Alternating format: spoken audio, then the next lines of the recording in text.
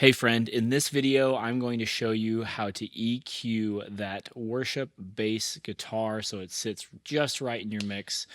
These are the EQ points I use on pretty much just about every mix. This is where my starting point is.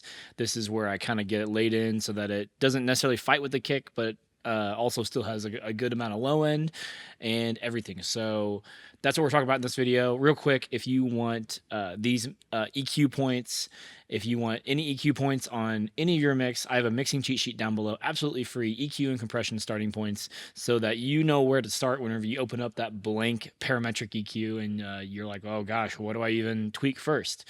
It's a great way to just open it up, get started, and then you can use your ears from there to make phenomenal mixes. All right, let's dive in. So today I have this bass guitar. We're going to listen to it in solo here.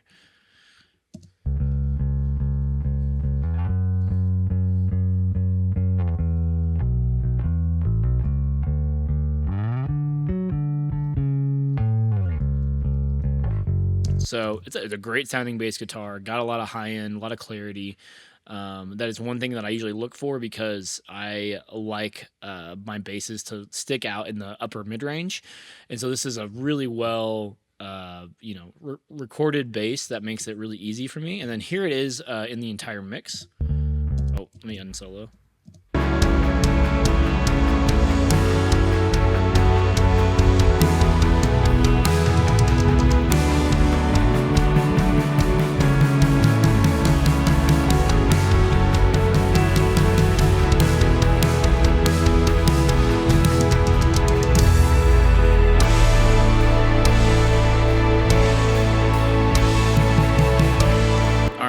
So great sounding bass, but now once it's kind of in the entire mix, we just kind of lose it, right? Like it just kind of disappears. So first things first is I actually want to resculpt the tone a little bit. I like my basses, for the most part, really aggressive, and I do this unless the client says otherwise. So if you guys have seen any of my other videos about bass, you guys know I use parallax on it pretty much every single time, unless I receive a bass that's already really aggressive and has some overdrive on it.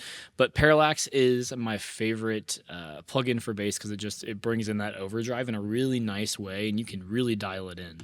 So I'm just going to bypass this and I'll throw it on and off just so you guys can hear what I did. I started with this fat, clean preset here, and then I think I dialed a lot of stuff back. So let's just give this a listen.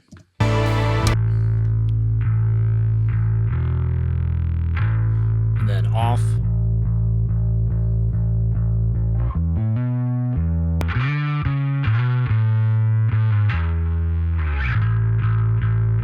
So just really aggressive, and like look at me. I have this the drives even all the way down. This is just it's just doing something in the background that just makes it really nice and aggressive.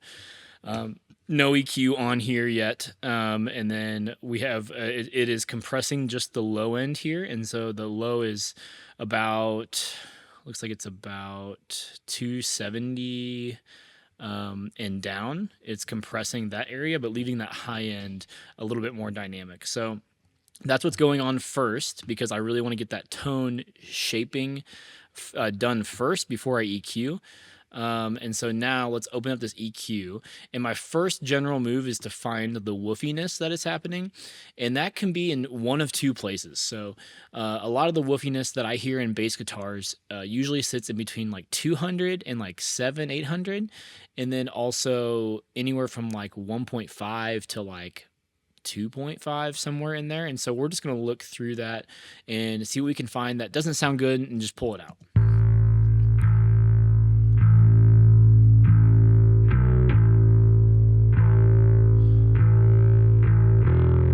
So I don't care for this, that, whatever that is, like that, like 370, 400 range. Don't care for that, but you don't want to pull too much out, because pull too many mids out, your mix just starts to sound hollow. So we're just going to pull a little bit out and see how that sounds. Bypass.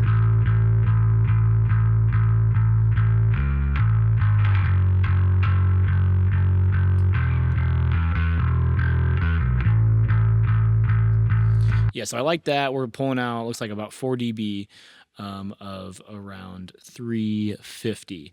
And then now let's look up to this 2K area that is normally, it just sounds like somebody is trying to sing the bass line through their nose. That's the best way I can explain it. I don't know if that makes sense. So let's just give this a listen. Yeah, see.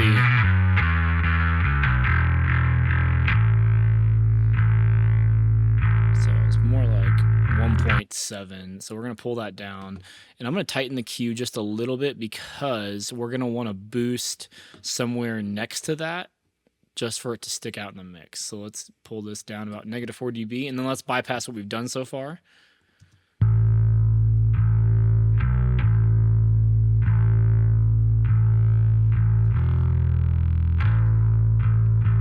Bypass. So it's very subtle. It's not supposed to make a huge difference, but we're just trying to get some of that stuff out of the way so we can boost what's good. And so next what we're going to do is we are going to add in some of this nice low end here. Not necessarily where the kick is, where the kick's going to sit somewhere near the subby low end. We might need to add some of that. We might not. Just depends on the actual bass guitar itself. So I like to find somewhere around 100 to like 200 to see, just where that low end and where those low mids can really fill out the space in the mix.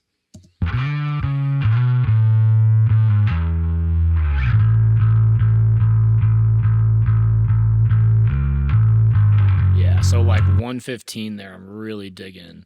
So here, let me just bypass that, just the 115 boost. Looks like we're boosting it 4.6 dB. And so let's give this a listen. Yeah. And just to make sure that we're not crazy, we're just gonna solo it with the kicks here.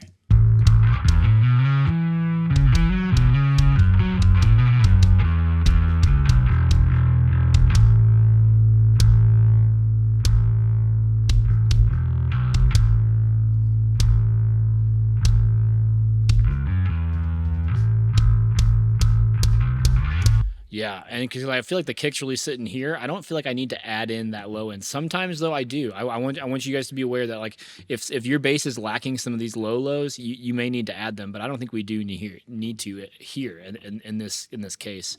Now let's give this a listen in the context of the mix, because right now I want to see where it's poking out in the mix or if it's not poking out at all. So let's go here.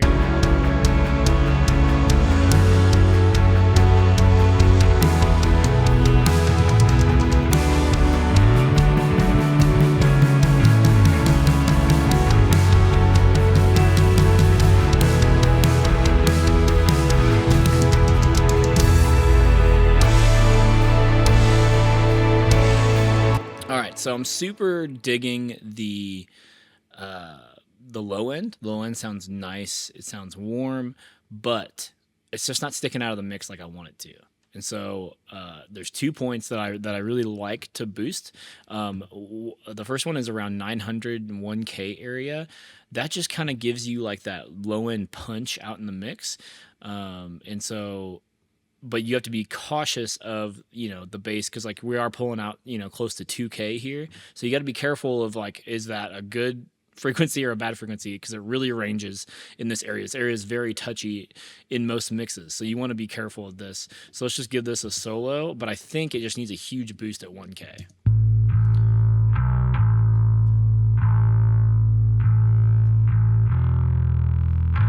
And so let me just bypass that.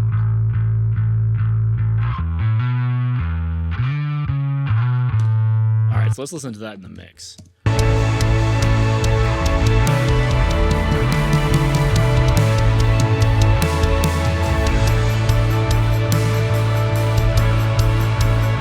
Yeah, already poking out in the mix. Now, if you want more of that finger noise, which I don't know, that's the phrasing, terrible. We need to come up with something better. Worship hand noise. Okay, I don't know. That doesn't work. Someone come up with something better. Anyways, I like to boost around 4K, like 3 to 4K, somewhere in there. But you don't need a lot. You just need it to. So like this is where I really like to. Whenever I'm wanting something to poke out of the mix, I like to mix with it, with everything, because you can easily just go right, and you're like, oh, that sounds so aggressive and huge and stuff, and then you put it in the mix, you're like, wow, it sounds terrible. So I'm gonna bypass it. So we're gonna pull it down, and then we're just gonna bring it up to taste, just so I can hear the really more of the movement that the bass is doing.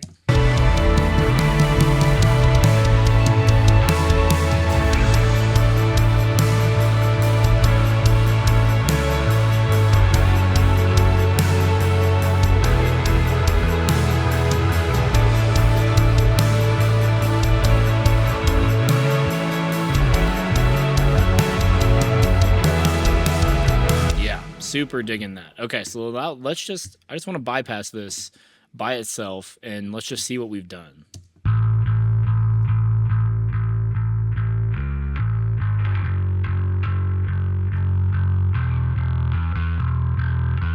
Yeah, sounds way more aggressive, way more in your face.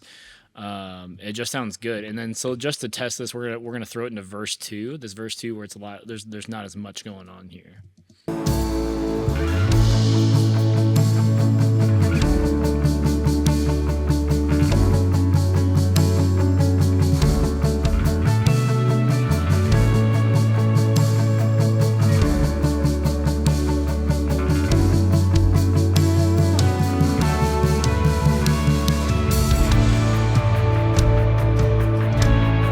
Super digging it. And then it just to show you guys, like, I would just throw a really hard compressor on there, whatever compressor of choice. I like the LA2A, and I would probably just finish that off with the LA2A, do some automation, and then that thing will be freaking ready. So sick. The only other thing I might do EQ wise is sidechain some of the low end to the bass, and so I can just show you guys that real quick as a bonus. So we'll do another F6, and we'll take this one and we'll sidechain it to the kick from the kick subs, and then you'll grab this the lowest one here, and then you're gonna set the sidechain source to external. And then now, let's go and solo these kicks real quick. Let me throw an EQ on here just so I can see where the kick is actually hitting, like where the fundamental is hitting.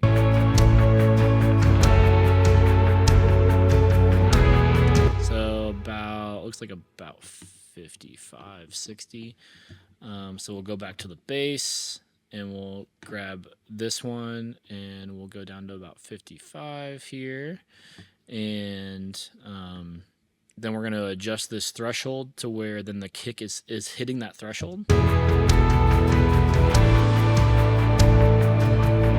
then we're going to drag the range down just like 2 or 3 dB.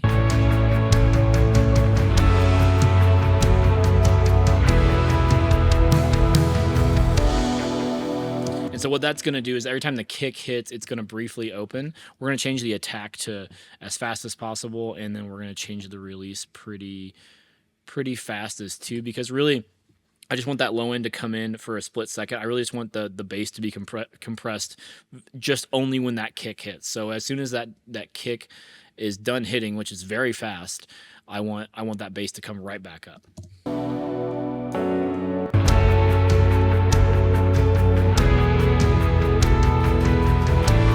And then boom, you're good to go. And then, slap a compressor on the bass, because basses can handle a lot of compression. So hope that helped you guys. Super easy, super simple. Again, if you need the mixing cheat sheet down below, it's absolutely free. Just pick that up. It'll help you with your mixes 100%. We're gonna keep doing this go-to EQ mixing series. So next week we're coming out with guitars. I'm gonna do acoustic and electric guitars next week, and I will see you guys there.